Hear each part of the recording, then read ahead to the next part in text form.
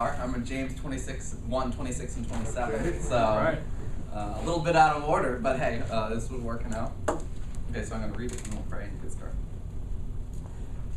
Okay.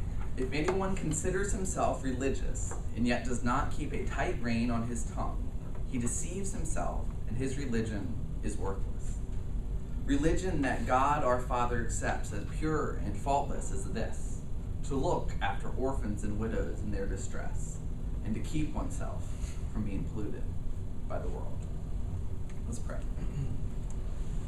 Dear Lord, I thank you for this time. I pray that you would just give me the words to say and that you would speak through me and give everyone ears to hear. In Jesus' name, amen. This passage is kind of confusing.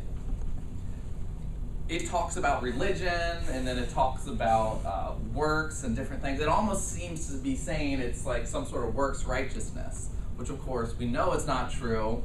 The Bible is consistent, and there are places that are very clear that salvation is not through works righteousness. But I guess that leads us to the question, then, what is James talking about when he mentions religion over and over again? It's not actually used very often in the Bible, but it's used several times here. Wikipedia says a religion is an organized collection of beliefs, cultural systems, and worldviews that relate humanity to an order of existence. That's kind of very generic and not exactly what James is going for, but I think he's getting on the right track. What do you guys think? How you've been studying James? What do you think he means when he says religion? Anyone? Piety. Piety? Yeah, something positive, I think. Not, we tend to use the word religion as mere religion. I think he means something positive. Yeah, okay. Something positive. Like good, non-dead faith that's living. Yeah. Living faith, okay. Non-dead.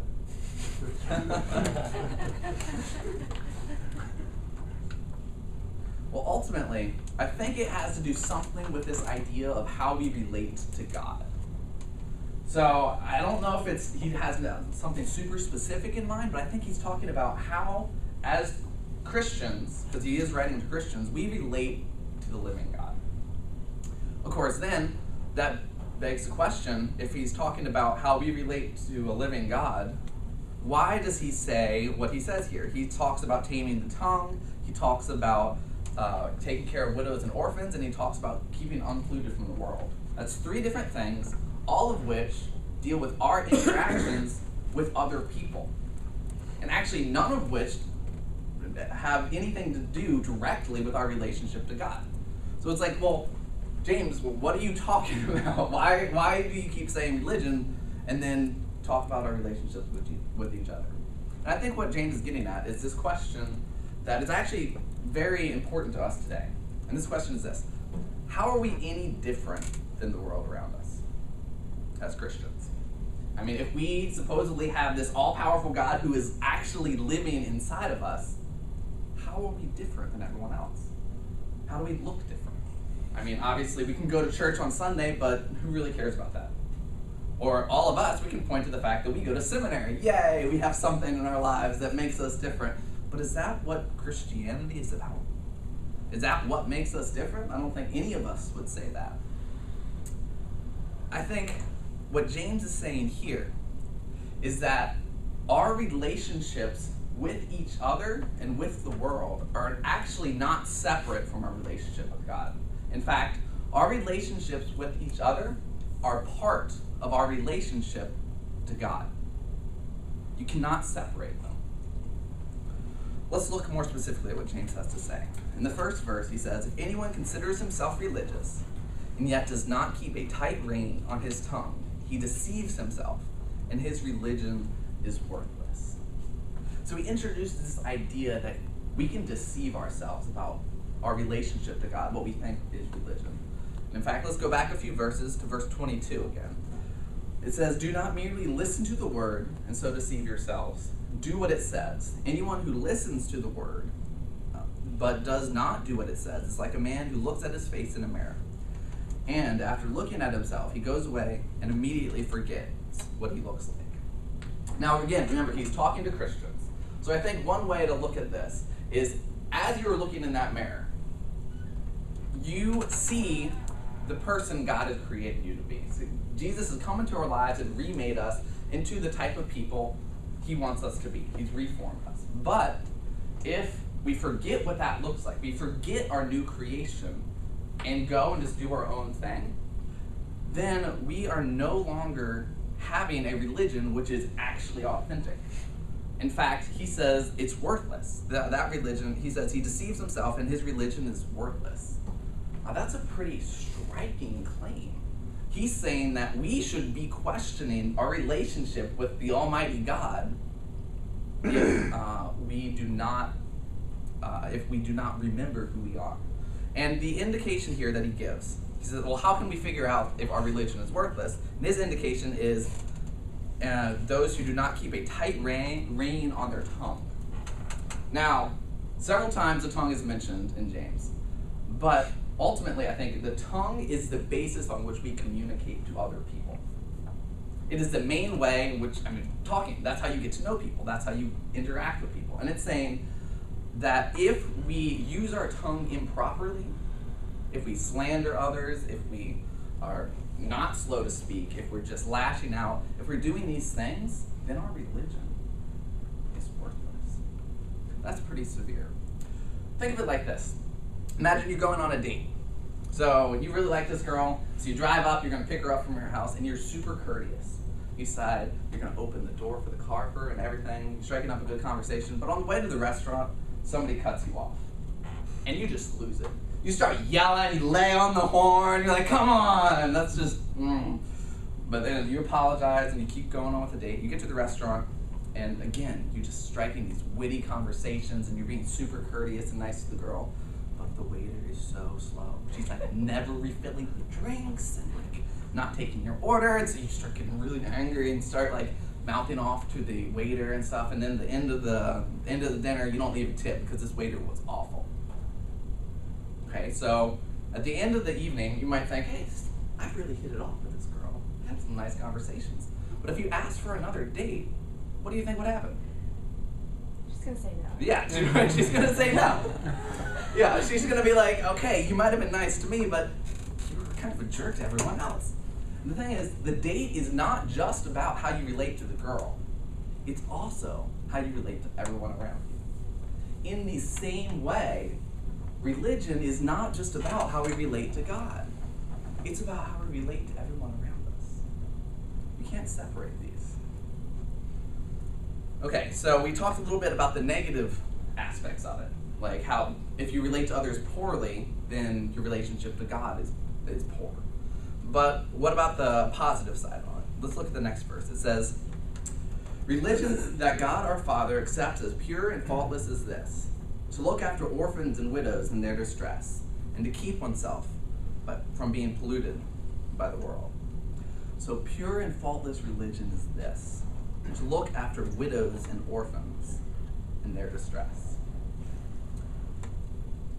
This immediately made me think of another passage in Matthew 25. So if you want to turn there really quick, it's the sheep and the goats. Everybody probably knows this one. Now, basically, Jesus is saying, when judgment comes along, I'm going to separate people into two groups. One's a sheep and one's a goats. And to the sheep, he says, you're going to be with me in paradise. And this is what he says. He says, for I was hungry, and you gave me something to eat. I was thirsty, and you gave me something to drink. I was a stranger, and you invited me in. I needed clothes, and you clothed me.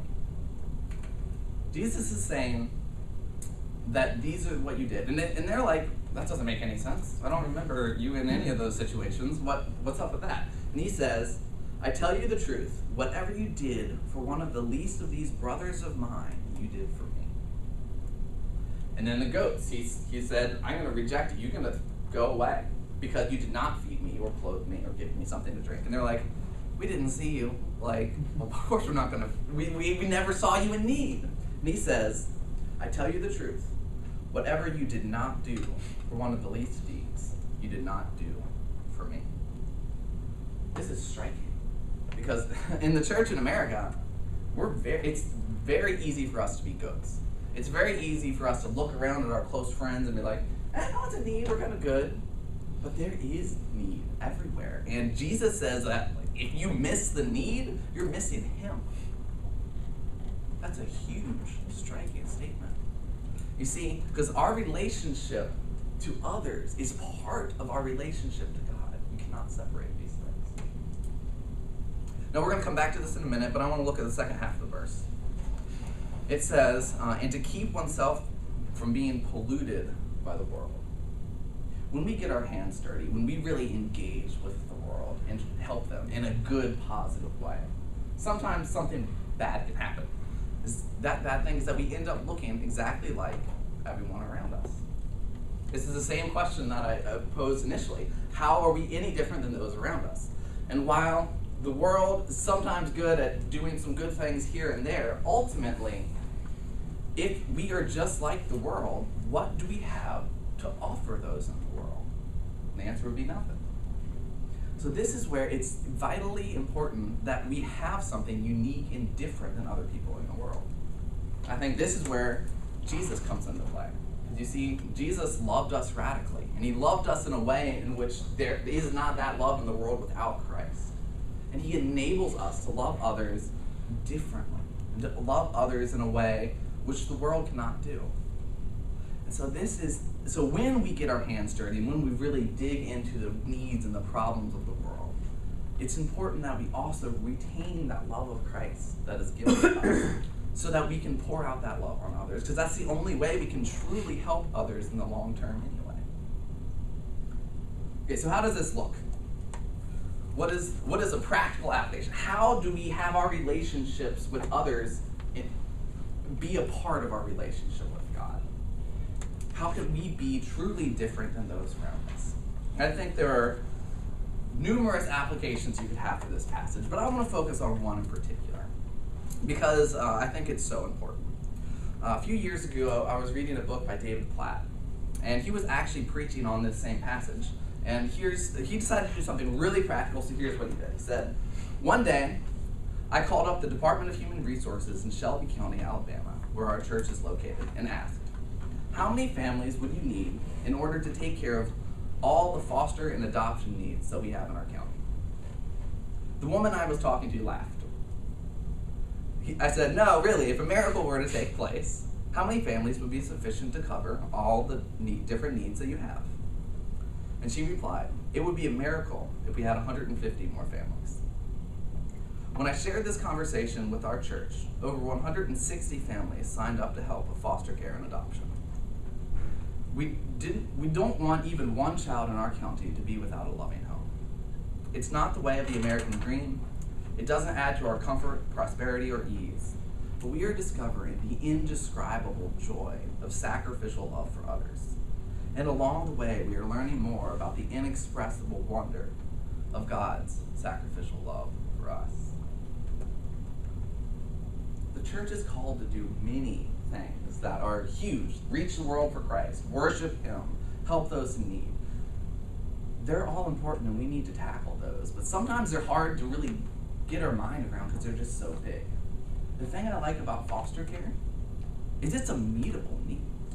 This isn't some random thing out there, but David Platt literally solved this problem in his county. I think that's so cool that now all the people who need foster care have a loving home that they can go to.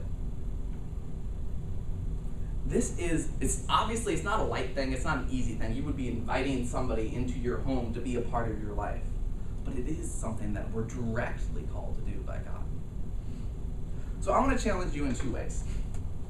The first way is I want to challenge you to think about foster care for yourself. I know many of you are probably like me in a transitional setting where I don't know where I'll be after I graduate. So it's probably not a great time for me to be trying to engage in foster care. But I hope that maybe I'll plant the seed in your mind. But one day, maybe a few years from now, that you'll think about this and be like, wow, this is something that would be awesome to do, that I could really help somebody out.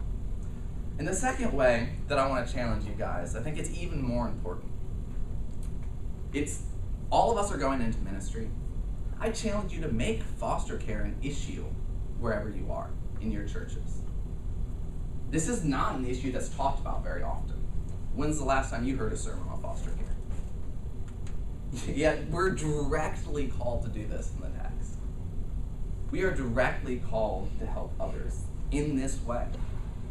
So I challenge you, in your churches, think about this. Whether it's this passage or maybe the one in Matthew or a different passage, whatever it is, think about it and bring it up in your churches.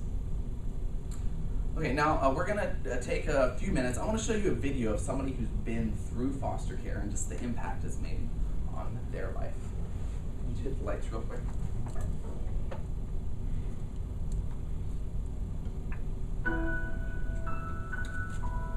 Did some bad things when I was a teenager, and then I got passed around through different agencies, through foster cares and like diagnostic units and things like that. I just seemed to have been like an angry person. Didn't really care much about other people's opinions. It was about me and what I wanted to do. Very rough. When I did the other foster care, I was just hoping to make it to the next day. It's like, wasn't sure what I wanted to do, wasn't sure where I wanted to go. And when I came to this program, my foster parents, Chad and Stacy and Dawn, the case manager, sat me down and they're like, what do you want to do? It wasn't until I got to the TFC program that people started listening to me and what I had to say. And once they did, I opened up more. And as the foster parents and as me myself, we grew together.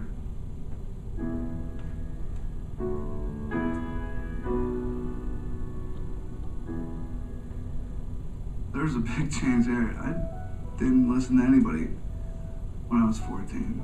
And then I felt like no one listened to me. And once people started listening to me, I started to listen to what other people had to say. So the change was an internal one. I have 3 kids, one biologically mine, 2 that I'm in a relationship with.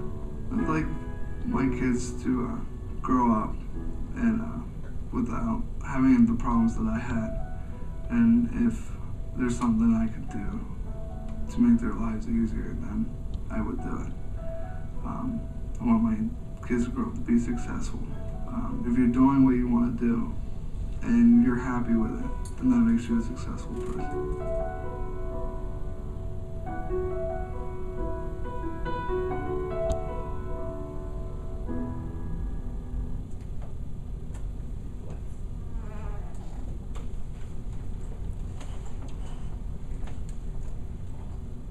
Jason was dramatically changed through foster care. Having a loving family around him, supporting him, made all the difference in his life. And when we were lost, Jesus made the sacrificial move to adopt us into his family. And he calls us to do the same in a very real sense to people around us who are in need as well. There are 100,000 children waiting for adoptive families in America, and about 500,000 total in adoptive care, in foster care. If you want a very practical way in which our relationships to others are part of our relationships to God, I think this is just a fundamental, simple, even though it's not easy, but wonderful way to do it. It's just bringing people into our families, literally, and involving them in the life of God and the life of Christ by just showing love to them. So I challenge you guys, really consider this. Think about it. Make it an issue in your church, because how we relate to others is part of how we relate to God. Thank you.